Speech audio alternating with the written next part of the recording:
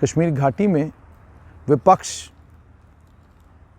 Peoples democratic party के रूप में हो, जम्मू कश्मीर पीपल्स मूवमेंट शाह फैसल के रूप में जो अभी अभी नया एक कश्मीर के लोगों के सामने ऑप्शन है, या सज्जाद गनी लोन की पीपल्स कॉन्फ्रेंस के रूप में हो, तीनों रूपों में विपक्ष को लेकर नेशनल कॉन्फ्रेंस की एक टिप्पणी तो ज़रूर होती है कि ये तमाम लोग एजेंसियों के बनाए हुए लोग हैं।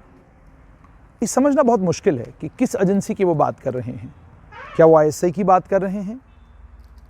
क्योंकि अगर वो भारतीय नागरिक हैं और जम्मू कश्मीर के नागरिक भी हैं, तो अपने देश में किस एजेंसी की बात वो कर रहे हैं वो समझना बहुत ज़्यादा ज़रूरी है। और क्यों ऐसी बात वो कर रहे हैं?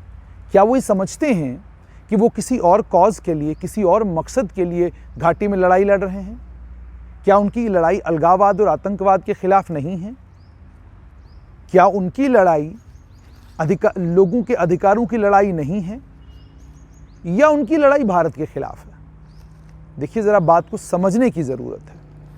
पहले आप उमर अब्दुल्ला का बयान सुनिए और उसके बाद हम समझने की कोशिश करेंगे कि उमर अब्दुल्ला ये क्यों कह रहे हैं कि जब भी चुनाव आते हैं कश्मीर घाटी में नए नए दल खड़े होते हैं। हालांकि हकीकत ये है कि जम्मू में कितने दल लोकसभा के चुनाव के लिए खड़े हैं आप भली भांति जानते हैं, और असेंबली के समय भी कितने सारे नए दल जम्मू में भी सामने आते हैं वो भी आप जानते हैं। तो जम्मू के किसी नेता को आपने ऐसी बातें करते हुए तो नहीं सुना, लेकिन कश्मीर घाटी में नेशनल कॉन्फ्रेंस के लोग आज से नहीं, इतिहास साक्षी है कि हर वो आदमी जो प्रतिपक्ष में खड़ा हुआ, जो अपोजिशन में खड़ा हुआ, उसके क्रेडेंशियल्स उसी दिन सस्पेक्ट हो जाते हैं जिस दिन वो सवाल पूछना शुरू करता है या जिस दिन वो घाटी के अंदर ताकतवर बनना शुरू करता है। आइए पहले उमर अब्दुल्ला का बयान सुनते हैं और फिर आपको इस बयान के पीछे वजह क्या है वो बताते हैं।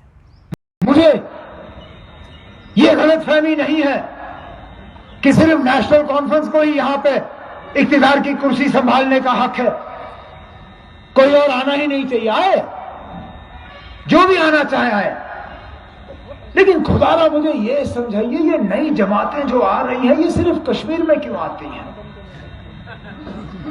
मुझे जम्मू में नई जमात क्यों नहीं नजर आती? मुझे लद्दाख में नई जमात क्यों नहीं नजर आती? आखिरकार क्या वहां के लोग जमहूरियत में हिस्सा लेने का हक नहीं रखते? वहां पर जब लड़ाई होती है तो सीधा कांग्रेस और बीजेपी की लड़ाई होती है। यहां पर जब लड़ाई होती है तो 10-10, 12-12, 15-15 जमात नए तैयार किए जाते हैं। कोशिश की जाती है जनूबी कश्मीर में एक, ये श्रीनगर में एक, शुमाली कश्मीर में कोई और, ताकि हम बिखर जाएं, कमजोर हो जाएं। और बिल्कुल जिस तरह शेर कश्मीर ने एक अपने दौर में देखा था, उसने कहा, और ये उनके अल्फाज लिखे गए हैं, शेर कश्मीर ने कहा था कि मेरे मरने के बाद मरकज की कोशिश रहेगी कि गली गली में कश्मीर में एक लीडर पैदा किया जाए। और बिल्कुल यही हो रहा है, कोशिश इनकी बराबर यही है।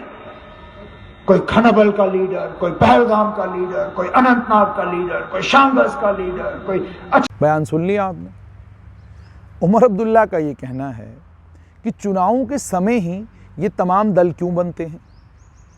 उनके कुछ नेता कहते हैं कि ये एजेंसियों के लोग हैं, और ऐसा महसूस होने लगता है कि जैसे नेशनल कॉन्फ्रेंस एक ऐसी पार्टी है जिस पार्टी को चिंता अपनी है, देश की है, या किसी अन्य देश की है, समझ में नहीं आता। समझना बहुत मुश्किल है, बहुत ज़्यादा मुश्किल।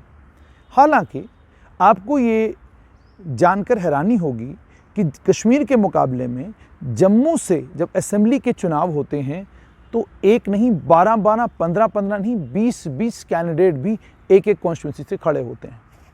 आप जम्मू पुंछ कॉन्स्टिट्यूंसी को देख लें, उस कॉन्स्टिट्यूंसी से कितने प्रत्याशी हैं। आप उधमपुर डोडा कॉन्स्टिट्यूंसी से देखें कितने प्रत्याशी हैं, तो आपको समझ में आएगा लोकतंत्र है। लोकतंत्र में लोगों को हक है कि वो चुनाव लड़ें, वो कोशिश करें कि वो अपने लोगों का नेतृत्व करें, अपने लोगों को रिप्रेजेंट करें, हक है।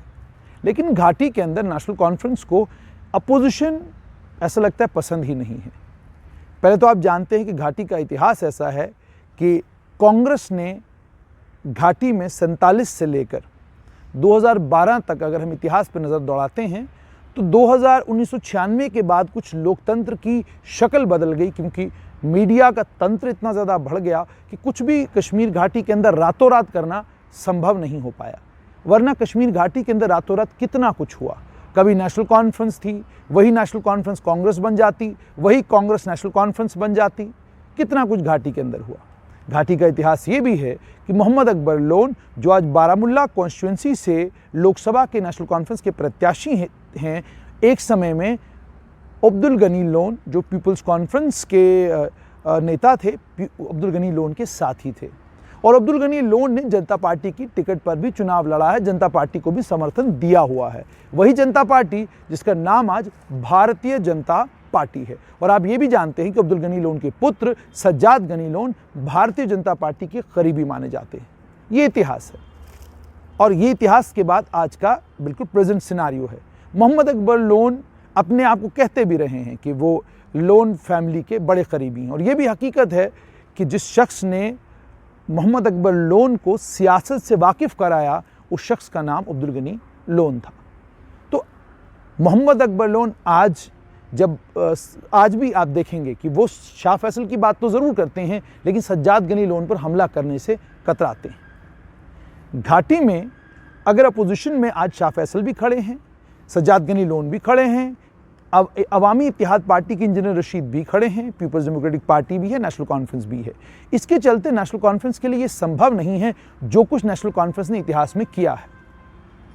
क्या इतिहास का ये सच नहीं है कि पोलिंग बूथों के ऊपर किस तरह की गुंडागर्दी हुआ करती थी? क्या ये इतिहास का सच नहीं कि पोलिंग बूथों के ऊपर पहले ही डिसाइड हुआ होता था कि इस पोलिंग बूथ से जीतेगा कौन? क्या ये इतिहास का सच नहीं कि बहुत सारे डिप्टी कमिश्नर ऐसे थे जो डिप्टी कमिश्नर कम और नेशनल कॉन्फ्रेंस के पोलिंग एजेंट हुआ करते थे? ये सब इतिहास का हिस्सा है। आज अगर घाटी में अपोजिशन में पार्टियां खड़ी हो रही हैं और अपोजिशन में पार्टियां मजबूत हो रही हैं और नेशनल कॉन्फ्रेंस को कड़ा मुकाबला दे सकती हैं, तो सबसे पुरानी पार्टी होने के नाते नेशनल कॉन्फ्रेंस को इस कंपटीशन पर खुश होना चाहिए था। उनको ये लगना चाहिए था कि इससे घाटी के अंदर लोकतंत्र मजबूत होगा, कंपटीशन ज़्यादा होगा और हमें लोगों के काम करने पड़ेंगे, क्योंकि साफ है, आप लोगों के काम करेंगे तो लोग आपको चुनकर आगे लाएंगे। अगर आप लोगों का काम नहीं करेंगे, लोग आपको नहीं चुनेंगे। आज के माहौल में भी जो एमएलए अपनी कॉन्स्टिट्यूंसी में अपने लोगों के साथ है, उनका काम कर रहा है, कॉन्स्टिट्यूंसी की देखरेख कर रहा है, उसको लोग वापस चुनते ज़रूर हैं। और आज आप ये भी जानते हैं कि ट्रांसपेरेंसी का ज़माना है। हर एक चीज़ फेसबुक लाइव हो जाता है, सोशल मीडिया के ऊपर लाइव हो जाता है। बहुत मुश्किल है आज के वक्त में वो सब करना जो सब इतिहास में हुआ करता था। अकबर लोन ने एक बयान दिया, फ़ौरन हंगामा हुआ, दूसरा बयान दिया, फ़ौरन हंगामा हुआ। उमर अब्दुल्ला ने खुद कहा राष्ट्रपति और मैं प्राइम मिनिस्टर का ओहदा वापस लाऊंगा, तो उस पर भी बवाल हुआ, उस पर भी हंगामा हुआ। ये सब कुछ घाटी में हो रहा है। इसलिए अपोजिशन में शाह फैसल हो, अपोजिशन में कोई भी हो, नेशनल कॉन्फ्रेंस को इन तमाम लोगों का खैर मकदम करना चाहिए और इनका मुकाबला राजनीतिक तौर पर राजनीतिक बैटलफील्ड में करना चाहिए। किसी भी व्यक्ति की इंटेग्रिटी को हार्म करके, किसी भी व्यक्ति की पहचान को, किसी भी व्यक्ति की पर्सनालिटी को डैमेज करने की जो कोशिशें नेशनल कॉन्फ्रेंस करती है, उससे नेशनल कॉन्फ्रेंस का अपना नुकसान ज़्यादा होता है। क्योंकि कुछ ज़्यादा आप कहें कि नेशनल कॉन्फ्रेंस के इतिहास में ऐसा कुछ नहीं है, बहुत कुछ नेशनल कॉन्फ्रेंस का इतिहास ऐसा है जिस इतिहास को अगर लोग याद करें तो फिर शायद नेशनल कॉन्फ्रेंस के लिए 1996 के बाद तभी ये मुमकिन नहीं हो पाया कि आज तक 2019 आज तक नेशनल कॉन्फ्रेंस के लिए वो 56 सीट्स वाला कमाल करना संभव नहीं हुआ है। कहाँ नेशनल कॉन्फ्रेंस जम्मू रीजन की भी पार्टी हुआ करती थी, कश्मीर की तो पार्टी थी ही थी, लद्दाख में भी नेशनल कॉन्फ्रेंस हुआ करती थी, और कहाँ आज घाटी में चंद कॉन्स्टिट्यूंसियों में सुकड़ कर नेशनल कॉन्फ्रेंस रह गई है। इसकी वजह सिर्फ ये नहीं कि नेशनल कॉन्फ्रेंस इसकी वजह सिर्फ ये नहीं कि कांग्रेस मजबूत हुई है, बीजेपी मजबूत हुई है, पीडीपी मजबूत हुई है। इसकी वजह ये भी है कि आपकी कमज़ोरियां रही हैं, आपकी कमियां रही हैं। आपका पार्टी स्ट्रक्चर अगर कमज़ोर हुआ है नेशनल कॉन्फ्रेंस का, उसकी वजह यह है कि पार्टी के अंदर कहीं ना कहीं लोगों में गुस्सा है, नाराज़गी थी, जिसके चलते बाकी पार्टियां मजबूत हुई। अगर आप काम अच्छा कर रहे होते, अगर आप लोगों का भला कर रहे होते, अगर आप डेवलपमेंट पर काम कर रहे होते, अगर आपके इलाके, आप डोडा, भद्रवाह, किश्तवाड़, राजौरी, पुंछ, इन तमाम इलाकों को देखिए और इन इलाके के जितने भी आपके रिप्रेजेंटेटिव हैं, ज़रा बुलाकर उनसे पूछिए कि अपने कार्यकाल में उन लोगों ने इन इलाकों के लिए क्या किया। क्या ये हकीकत नहीं है कि 40-40 साल बाद कई इलाकों में डिग्री कॉलेज बने, 30-30 साल बाद कई इलाकों में हायर सेकेंडरीज बनी? क्यों ये सब कुछ हुआ? आपके समय में ये सब कुछ संभव क्यों नहीं हुआ? इन तमाम चीज़ों पर मंथन करना चाहिए नेशनल कॉन्फ्रेंस को। और इससे पहले कि आप बाकियों को एजेंसियों का आदमी बताएं, आप बाकियों के ऊपर लानतान करें, आप बाकियों की कैरेक्टर असैसिनेशन करें, अपने गिरेबान में ज़रा झांक कर देखें। बहुत कुछ ऐसा इतिहास में आप लोगों ने भी किया है जिसके कारण आज कश्मीर के हालात जो हैं वो आपके सामने हैं।